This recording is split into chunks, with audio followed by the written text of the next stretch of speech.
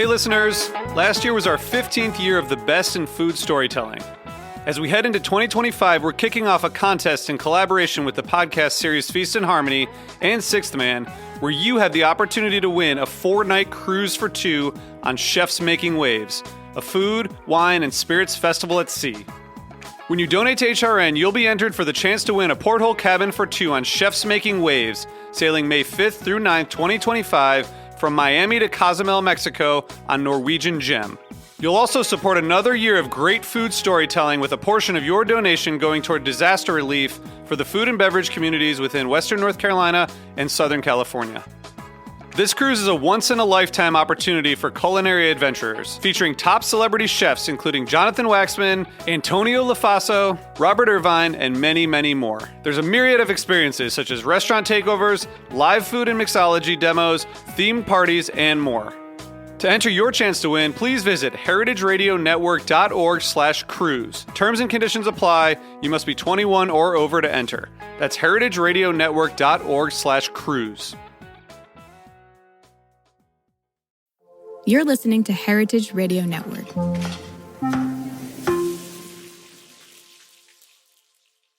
I wake up in the morning and I'm feeling a vibe. Give thanks to the Father, I'm breathing alive.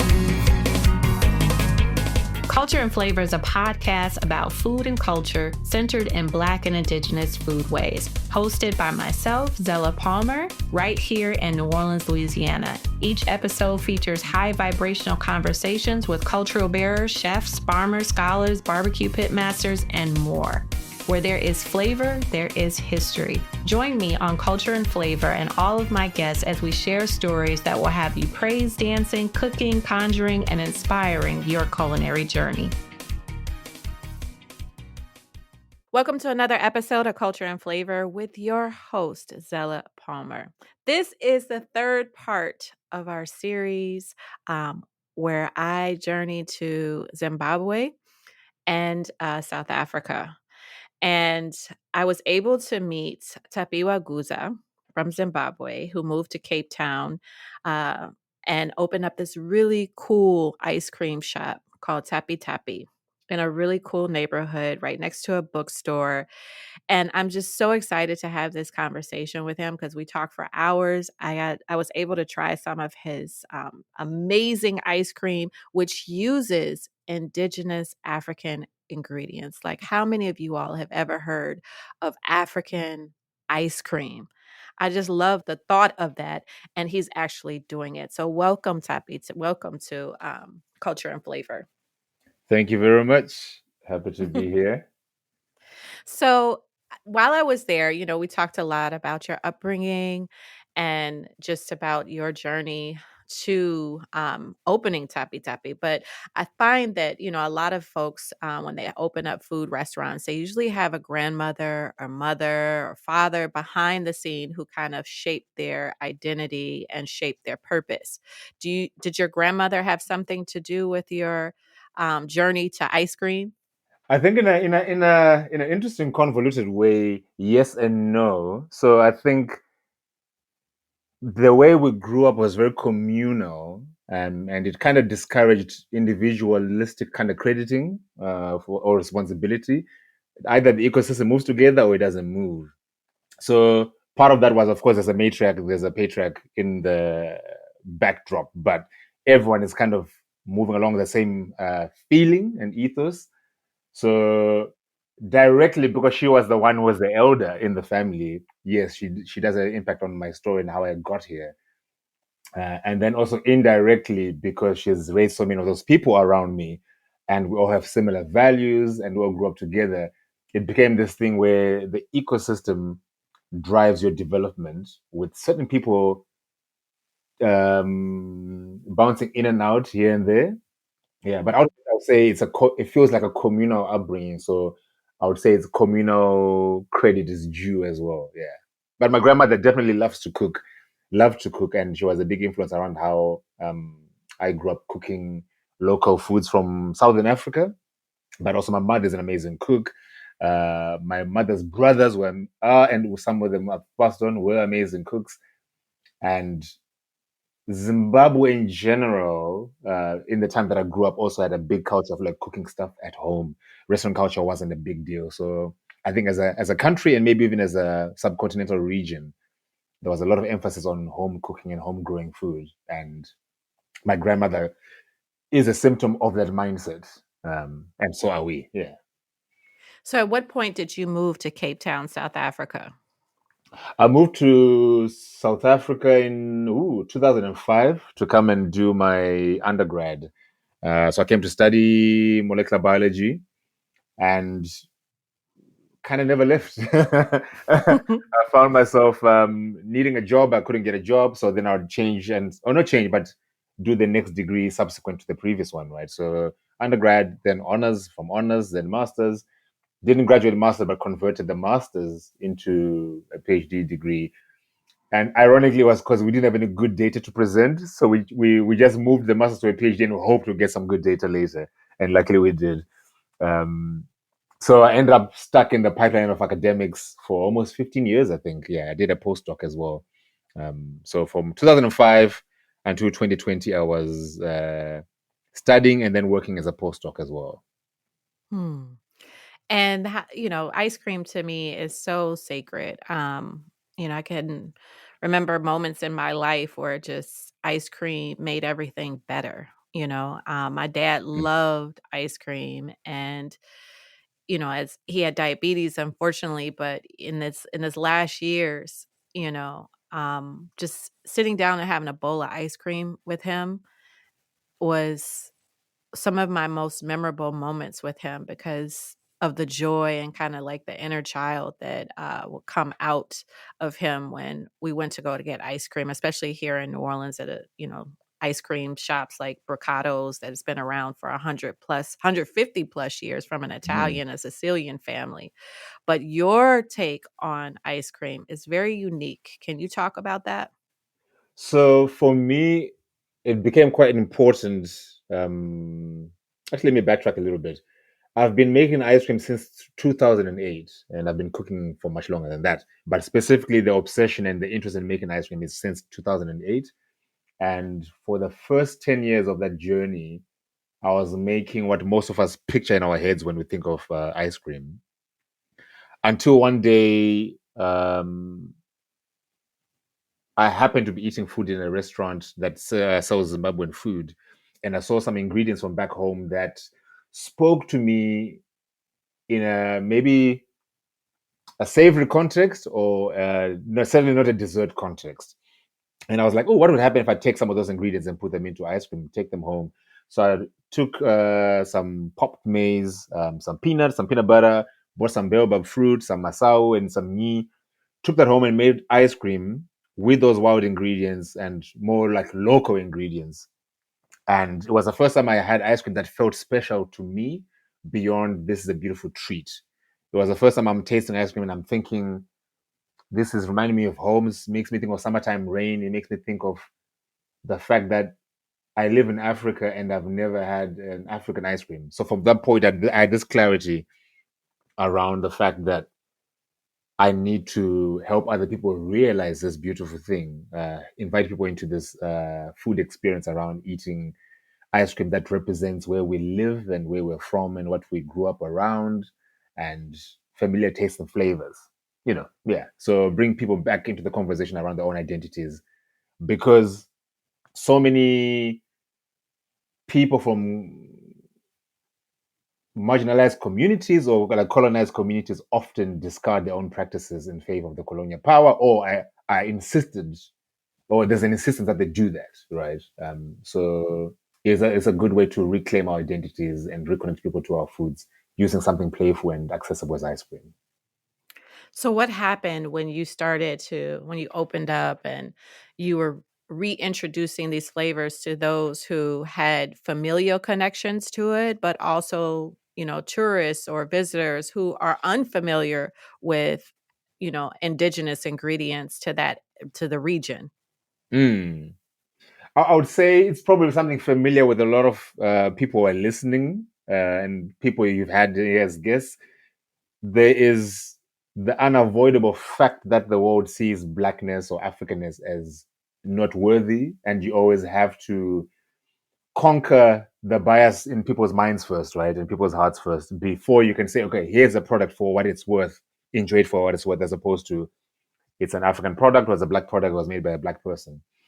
So I knew that going in, and by it's a very driving force behind Tapi Tapi as a experience, as an offering, as a product. I knew the world is messed up because of, in part, colonial legacy. So I'm going to meet resistance that's based on that colonial legacy. But the level of resistance was amazing. So everybody was skeptical, and everybody meaning people from within Blackness and Africanness or Afro-descendantness and external people as well. Everybody gave it a very wide berth, and which is understandable. It's a new concept for a lot of people, and a lot of new names in different languages that are not English, and a lot of different flavor profiles. So I understood that, and that was beautiful because for the first time now I'm making ice cream at home. Now I can sell it to someone in the street or around the corner. They can taste it first, then I can buy what's the word? The little taste gets you buy-in, right? Okay, it's not so bad. It's just ice cream. I'm like, yes, it's just food. At the end of the day, these are just spices, herbs, fruits, grains from around the world. Africa happens to be part of that world, so calm down. And once people get over that initial fear or skepticism, it's actually quite difficult to then lose that person and lose. And once you help them recognize the nonsense in their experience and the weirdness of how they reacted to their own food as being weird, something shifts personally for them in a far more impactful way. So beyond food, they start to see the world as a very cruel place. It becomes a lot more apparent just how much the world ignores Africanness. So it's not just food, it's not just ice cream, it's alcohol, it's textiles, it's music, certain kind of African music or black music, right? It's financial systems, it's the way we write our laws.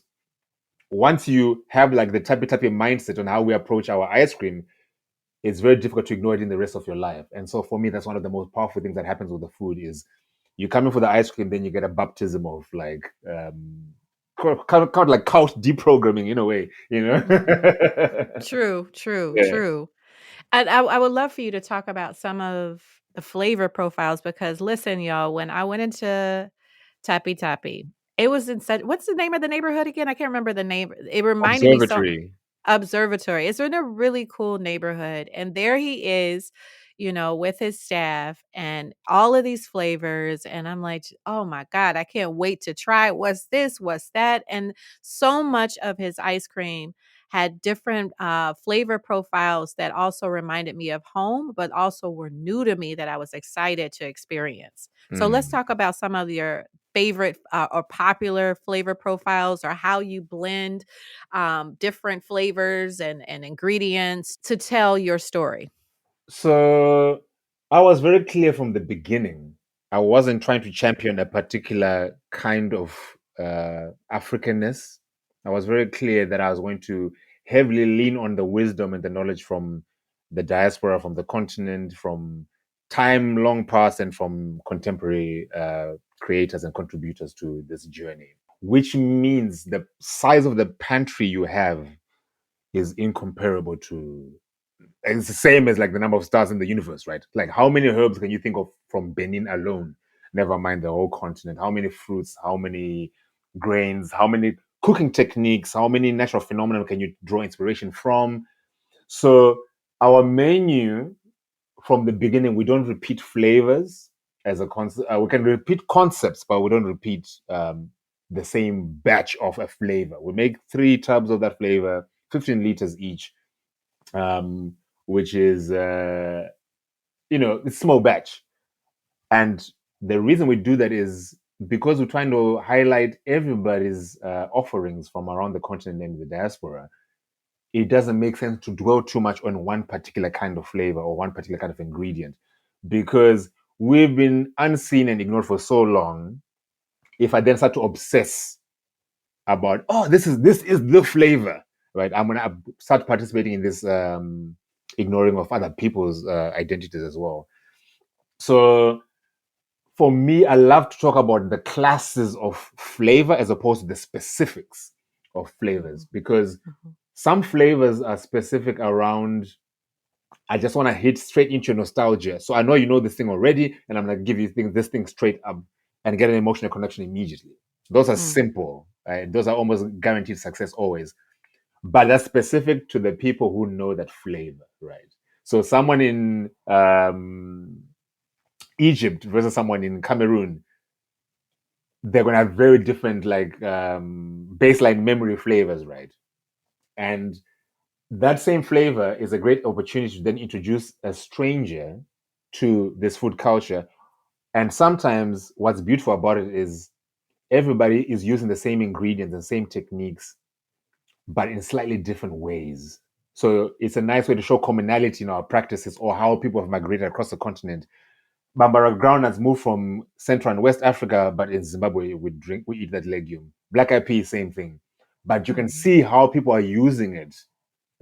Some people are making like moi moi or puff puff, and we're doing almost like a hummus kind of thing in Zimbabwe, but it's the same ingredient. So I love the flavors that can show someone that they think they're special, but actually they're just part of this bigger soup, this bigger community of people who've been messing with the same food for a very long time.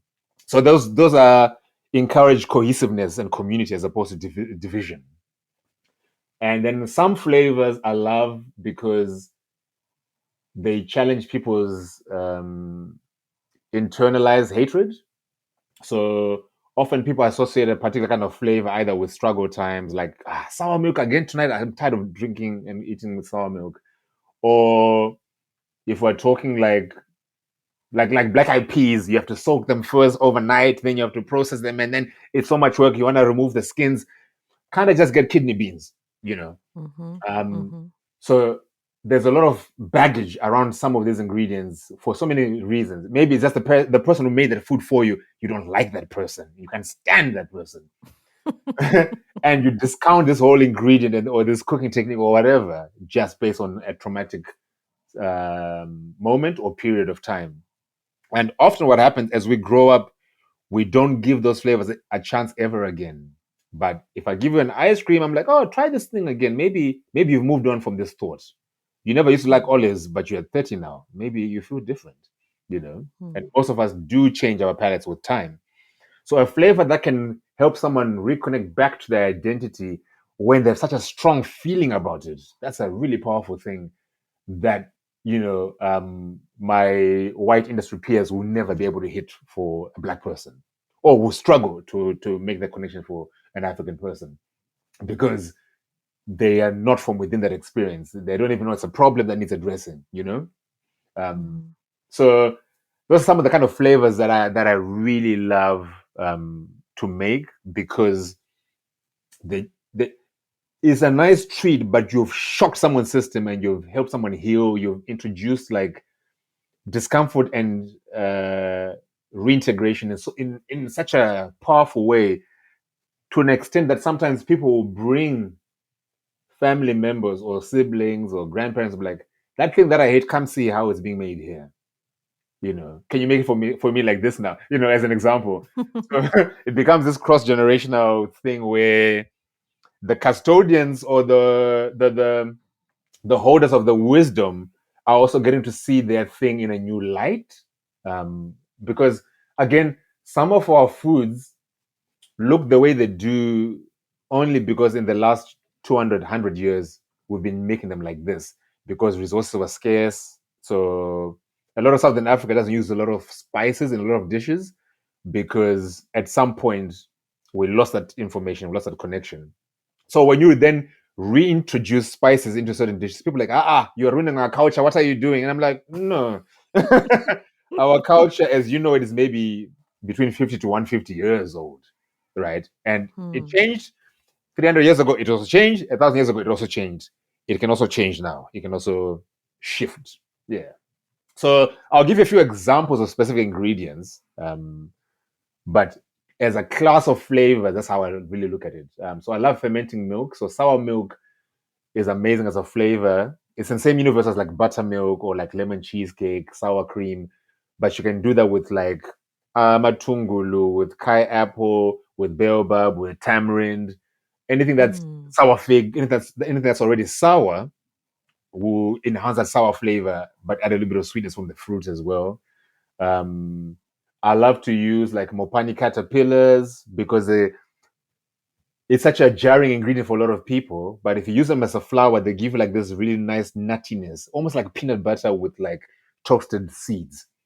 And Mm. it doesn't taste like mopani caterpillar at all because you're using it in a very different way. And that really rocks people. But people love those flavors. So our mopani caterpillar brownies, our biscuits, our cake in the ice cream, those always bang. In part because it's a delicious ingredient used appropriately, but in part as well because it people can't get over it. It's just like, this is so strange, but it's delicious. I can't believe I'm doing this. And I hate mopani caterpillars, you know. Um, but there's a lot of wild fruits we use from around Africa and things like spices like etso, grains of selim, alligator pepper, of course, hibiscus for zobo and sobolo, pilau masala from Kenya with the Indian influence there, a lot of like tamarind from Kenya as well. Egypt, siwa dates, Morocco. Morocco has a lot of pastries, some kabes Mhm. and galag from like Senegal, Algeria, Morocco. They, you know, um, in Cape Town, we got a lot of fambos, which is a class of herbs and plants. So impe, Mhm. lengana, umflunyani. So these are like bitter and sour aromatics, or like very fragrant aromatics as well. Uh, Mm. Grains, oh my god, fonio, teff, millets, sorghum. Mm. We use those to make like biscuits, sugar cones, or just put them straight in the ice cream, malted or unmalted, with chocolate. With man, we've done like a menu now. We're at around 4,000 something flavors. Mm. Each week we make a batch between 6 to 10 new flavors. You know, so to ask a person to pick a favorite there, that's a pointless task. We will be back. This it's not 31 flavors. It's thousands of flavors in Tapi Tapi. So I'm excited for you guys to tune in. You know, we're going to be back after a few messages from our advertisers. This has been such an inspirational conversation. I hope you tune in for the second part of this conversation. This episode is brought to you by Plugra European Style Butter, crafted for those who demand precision and exceptional results in the kitchen. With 82% butter fat and a slow churn process, Plugra gives you flakier crusts, fluffier cakes, and rich, melt-in-your-mouth pastries. Because great baking starts with great butter. Unlike standard American butters, which have only 80% butter fat, Plugra ensures the ideal moisture and fat balance so your recipes turn out just right every time. That's why professional chefs trust Plugra and home bakers love it. Plugra's slow churn process creates a smooth, creamy butter that gives dough a soft, pliable texture, making rolling, folding, and laminating effortless. Whether you're perfecting a buttery pie crust or layering a delicate croissant, Plugra helps you bake with confidence. Experience the difference for yourself. Find Plugra in stores near you or visit plugra.com. That's Plugra.com. Okay, we're back. I want to talk to you a little about. You mentioned something previously in our conversation, um, just about how we look at food, specifically coming from a colonized and enslaved history, and how we look at our own indigenous food. I would love for you to talk about just how you know. The idea of poor people's food or struggle food is now becoming something of interest, and why this is a moment for those in the food space who are passionate like you are for putting our indigenous ingredients to the forefront to really start studying and learning from the elders. Hmm. I think what I've noticed about how food is exported throughout the world um, is most successful colonizations of the world through cuisine are usually based in the poor people's food. So if you think Italian food, that's like very humble food. If you think Mm. like Japanese global cuisine, like sushi, that's very humble food. If you think Chinese food. Like that's meant to be like going to your house, open the storage, make a quick meal with very basic ingredients. And I think the appeal of that is it it it speaks to the history and the lineage of this process. Like the fact that you can say cast iron pot that I got from a great great great great whoever, that speaks like you're part of this bigger experience. And I think for the most part, one of the most hurtful things we inherited from the colonial machine is individualism. And Mm-hmm. I think people are a little bit uh, craving some community, or a lot more community, which is difficult in a Eurocentric or Western centric kind of existence. And food is a good way to build community and reconnect either with yourself or with other people. And I find for myself, the thing I enjoy the most about cooking is not the creative process. Is this person is now enjoying this thing because so many of us conspired to make this moment happen, right? So I'm talking the water that was involved, the fungus that was a symbiotic organism to the legume, nitrogen fixing bacteria, the sun, the rain, oxygen, carbon dioxide, all these things. And at the very end, human beings and the herbivore are involved, right? But like the soil, that's the baseline. All that community, you can't discount all that, right? When I speak about community, I'm talking about everything. And Mm. then when you've existed in a life or in a world that's void or devoid of that kind of community, I think food can fix some of those wounds, some of that inner child work, in very accessible, quick ways, right? How many cookbooks can you get right now on like Sicilian food in particular, right? Mm-hmm. Or like specifically like Ghanaian cuisine versus or generic West African, whatever that means, as if West Africans are one people, right? They are, but also they are not. Mm-hmm. So I love the way we can explore community through food, and I think that's what people are responding to in a really big way. The other side of it is also the more difficult side for me is the commercialization of this communal existence, right? And um, what we often lose with the the commercialization of our foods is nuance and individuality. Um, so people want something new, something trendy, something hot, something hip, something happening, something different. I'm tired of the taco sushi fusion or whatever, right? What's the next thing that I can create? So I think blackness and Africanness and this continent and its descendants who are all over the world have been ignored for so long. We were one of the less exploited pockets of information. So if you want to do something different and interesting and trendy, that's a very easy starting off point because not that many people have exploited this particular pocket in this way, right? We've been exploited in so many other ways, but continental food. Sorry, I'm going to clarify something. I'm just going to say Afro-descendant food, right? That means everybody who connects with that Mm-hmm. identity. Afro-descendant food has historically only been worth it if some white person makes it, right? Mm. Now we're in a place where hip hop is cool, even cooler, and this big entity in the world, right? So blackness is like really, really shining in the commercial context. So we are ripe for the picking, and if we're not careful, we're gonna erase ourselves in that commercialization as well. Because if I say to you, picture Nigerian food, I can bet you're gonna come up with the same menu, right? Mm. If I say to you, picture Ethiopian food, is Doro what is Tibbs, or like if you West Africa, it's Jollof, it's Wache, it's Shito. It's predictable because we've only exported certain aspects of those cuisines, right? If you think about how many tribes are in Nigeria, you tell me they all eat that same food. They don't, Huge. right? They don't, Woo.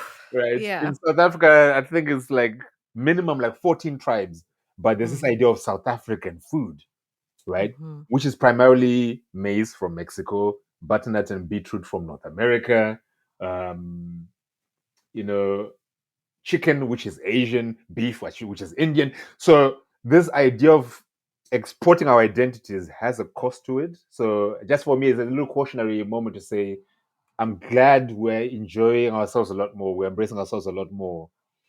But let's keep the nuance and not reduce us too much to stereotypes of um, the more predominant cultures in those areas, right? So when you say Nigerian food, you are likely referring to a certain few tribes, Mm-hmm. right?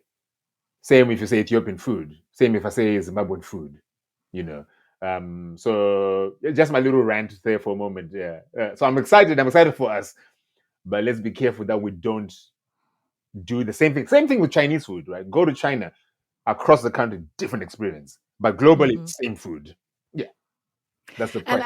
I think you know, it's interesting that you say that when you say go to China, because I remember when TikTok was banned, you know, Mm, and I'm curious, I have a huge curiosity. I'm like, let me download Xiaoheng Shu, you know, mm, see what it's about. mm, And Americans were shocked, you know, just to see the abundance of good produce, you know, and their mm, idea of what Chinese cuisine is, or what, you know, what they thought it was, and mm, even just the propaganda and the lies that have been, you know, told for decades. And mm. then you saw like a lot of Americans go through some type of a depression on Xiaoheng Shu, because they're like, wait a minute, you know, your doctor bill is how much? And then, you know, and then Chinese people on the app were just like, wait, what? You know, you all have to, what do you mean you have to pay, you know, for an ambulance thousands of dollars? You know Mm, what I mean? But it was mm, also, you know, these food, content creators from the States who were putting their content on Xiaoheng Shu, and you know, it looked bad, you know, and I mean, I was just like, "Ooh, that's not no." And mm, I think, you know, it's also what you're saying about how you use ice cream as a platform, as a way to start conversation and communal conversation, to reassess what we have been taught, what our grandparents have been taught, what our parents have been taught, you mm, know, to start thinking of like, how do we move forward to breaking down all of these misconceptions that were told in the idea of building empire. mm. Yeah, I find the food industry very frustrating. Mhm. Mhm. um, and I personally feel that it shouldn't exist, or it should be a lot more stifled. Um, because for me, I don't feel urgent that I need to be eating Kobe beef or like chimichurri or paletas from Mexico. I can go my whole life and never need that food, right? Because of the cost that comes with our need for the global experience and access to the global thing. I will caveat by saying I live in Africa as an African person. I understand the privilege I have in that security to say, well, I don't need the global market to have my African experience, right? So it's not to dismiss anyone else's experience when they can't necessarily access those things the way I can easily do.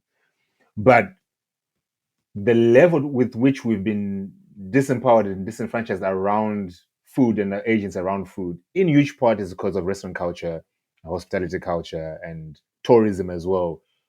We are entitled to consumption of other culture, other people, other identities, and we want it quick, want it convenient. We don't want to know the story. I want to dabble in your culture, do a little bit of like 2 minute tourism, but bounce, right? I don't want the burden. I don't want the taboo. I don't want the shame, the guilt of being, oh, you eat okra, that slimy stuff. How could you eat that, right?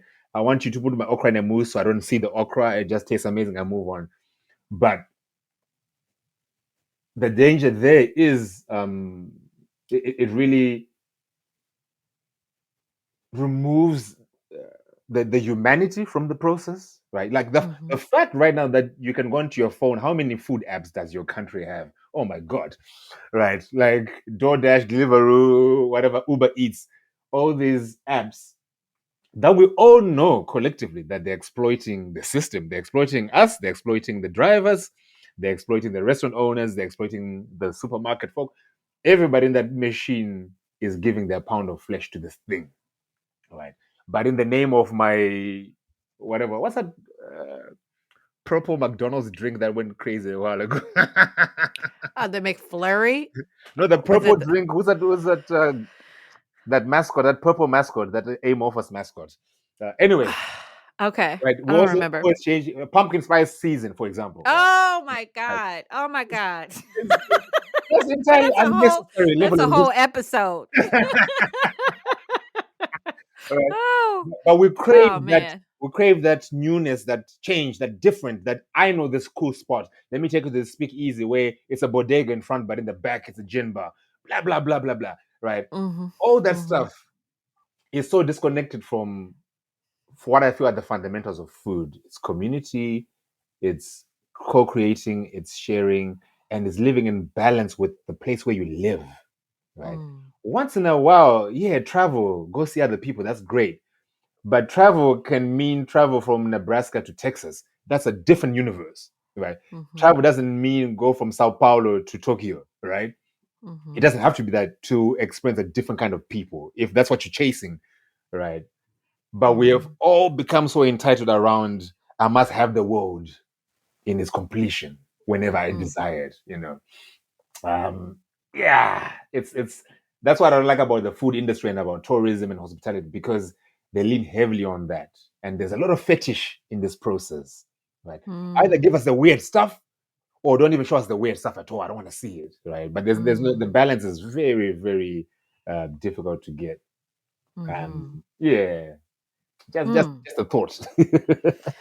It goes back to, there was this chef, Alexis Soyer in France, and they had the world exhibitions in the 1800s and even in the 1900s in Chicago, and they had the idea of the restaurant as being this symbol of Western power. It just and we're and I always look at chefs here and rising chefs from different backgrounds. And sometimes it's very troubling, and they repeat the same model that has been used from that moment in time where, you know, everyone was on display in this restaurant, where we are now those who are of means can be seen, you know? And so, when I think about just even the awards, and it's hard, because it's like sometimes you have better meals in just someone's home than some of these restaurants and then the chef was walking around with all this arrogance, and you're just like, really? For what? You know what I mean? No shade, and I love a lot of them, but it's just and it's I see it globally, um, and it's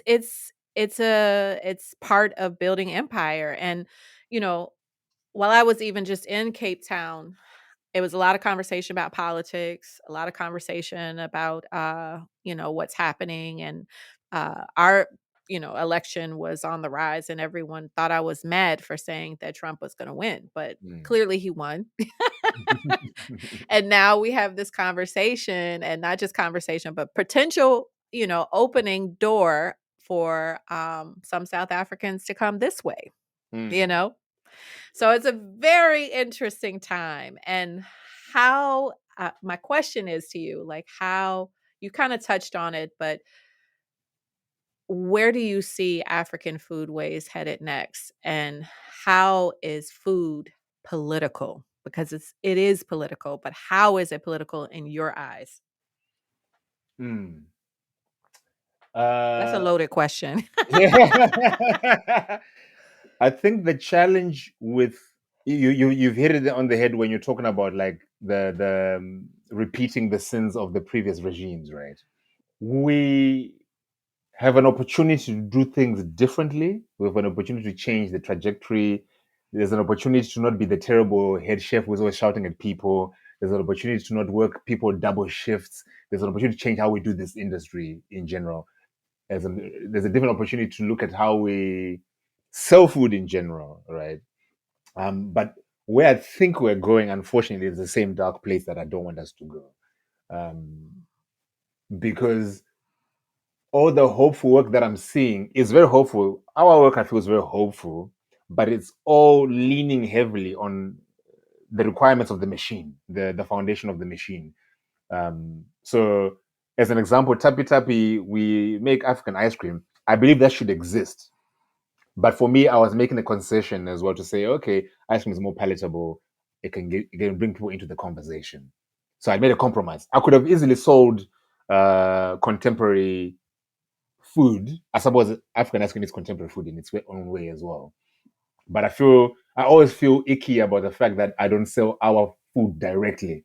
I have to give it this little slight gentrification and this little veneer of amorphous substance that doesn't look like the original thing. That's my own demons to wrestle with.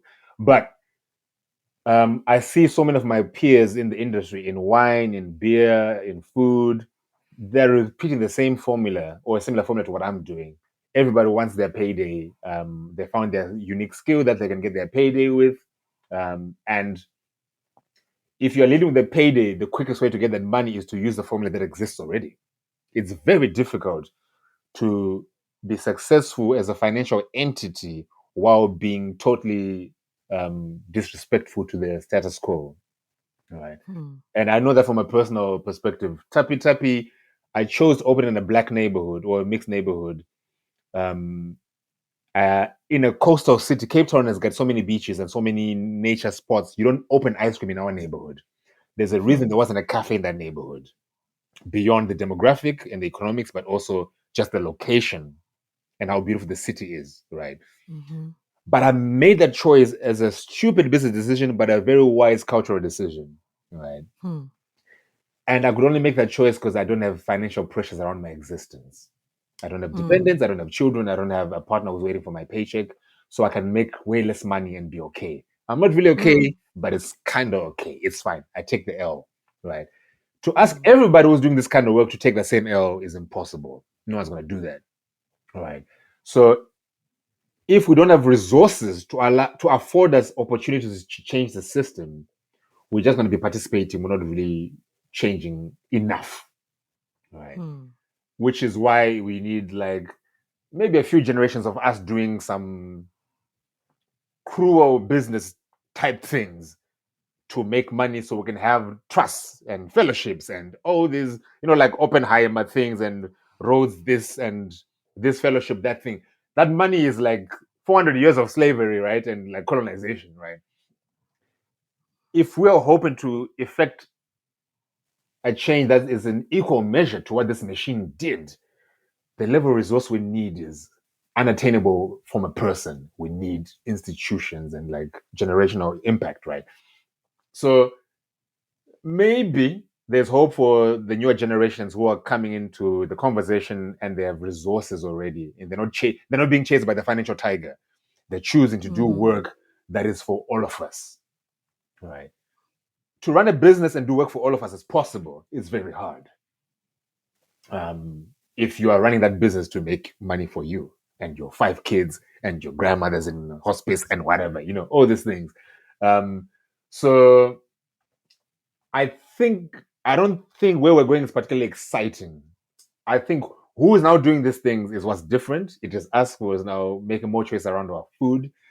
I don't feel we have enough agency in making different kinds of choices, whether it's financial agency or intellectual agency. Like our mindsets are not shifting quick enough for me, where we're like, okay, is fine dining an important thing in the world? Do I need to make our food look like a fine dining plate for it to be accepted, right? And if we're always chasing that target, trust me, the fine dining folk are moving on from fine dining. They're finding the next thing. You're gonna catch up. Oh, fine dining jollof, here you go. They're doing some of that reductionist thing now, where it's just like pipettes and liquids or whatever. Are you gonna chase that as well again? You perpetually try and play catch up. So I hope less of us are trying to catch up and are rather trying to create new paths and like break ground in totally unexpected, seemingly bizarre directions, because that will shake up the system, but also it will allow us to carve out our own paths and tell our own stories in the ways that we want to share them, versus how do I use this machine to tell my story that isn't foundational, but that is not based in that machine, right? If we're talking like corporate systems, I grew up in a household where everybody was meant to grow and move together as a unit. If I'm gonna get promoted in American culture, I have to be backstabbing someone. I have to be overachieving compared to the other person. They must lose their job for me to get a tenure. So there's so much that I know from a human perspective that will not survive corporate culture. So I should build a corporation that reflects my values and not this beast's values, right?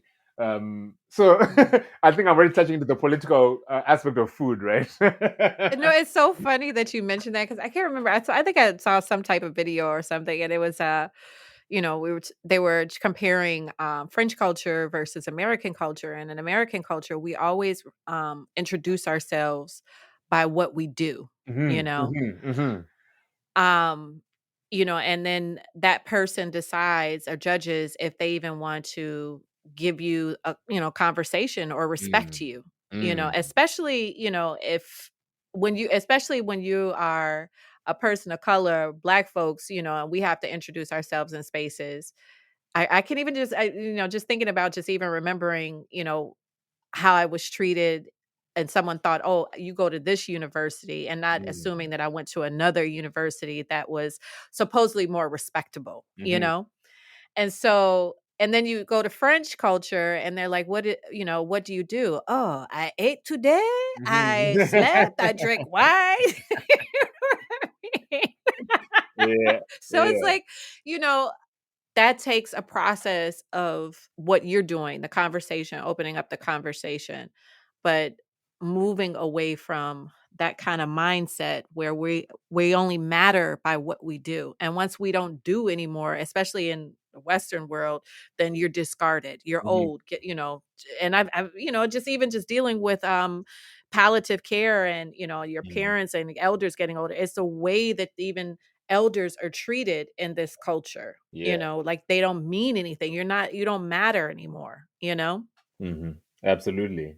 Absolutely. It's people often ask me, and it's one of my favorite things to rock people with. People ask me, "Oh, so are you an artist? Are you a thing? Are you they always give me the noun of the thing that I do." I'm like, "Oh, I'm not that thing. I make art. I make food. I cook food, blah, blah," because it's not central to my identity at all. And if you told me today I couldn't cook anymore, I'll stop cooking. But that's because I've really fostered a practice of I'm a human being.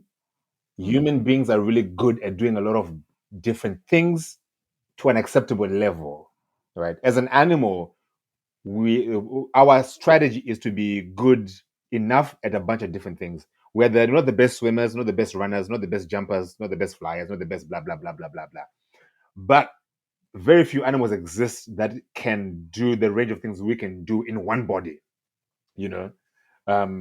So for me, it's really important that I live like that animal, right? I like to paint, I like to cook, I like to walk, I like to forage, I like to dance, I like to sing. None of those things, I'm not particularly good at any of those things, but I'm good enough for me to be happy, and I don't need you to be happy with my level of skill around that thing. I make pottery, I'm trash at it, love doing it. I'm fermenting, I'm making jams, I'm fermenting sodas from like random herbs in the garden. Because for most of human history, it was almost a requirement of your existence to be good at a bunch of different things, right? And then we start to get specialists. Okay, I'll go to the pottery maker. I'll give them a little bit of my wheat. They give me a pot. Or I'll go to the medicine person. Or I'll go to this person. And to the point now where we're at, where every single thing you need in your day must come from someone else. And for me, that's really hard. So because I'm not a person trying to be put down by the thing that I do, I can let go of the thing that I do and be okay. That's a whole word. That's a whole word. I want to thank you, Tapiwa, so much for joining us on Culture and Flavor. I can't wait to hopefully soon, one day, very soon, I'm putting it out in the universe to come back. Cape Town is definitely a beautiful place, and your ice cream is divine. I mean, when I went there, I just couldn't stop. So can I have a sample? Can I have another sample? Can I have another sample? Let me get this one. Let me get a bite. So I'm grateful. I'm grateful for your work and thank you for your words of wisdom and keep it up. Thank you very much. Thank you. It was it was always good to talk with someone who this never felt like a chore to you, and that's always great when someone's like, "Yeah, we're here. Let's do it. Let's talk." And same when we met in the cafe, it wasn't a chore. We hung out for hours, and it was a good time. Good Yeah. times. Good Thank you very much. times. Thank you. I wake up in the morning and I'm feeling a vibe. Give thanks to the Father, I'm breathing alive. Culture and Flavor is powered by Simplecast. Thanks for listening to Heritage Radio Network, food radio supported by you. Keep in touch at heritageradionetwork.org.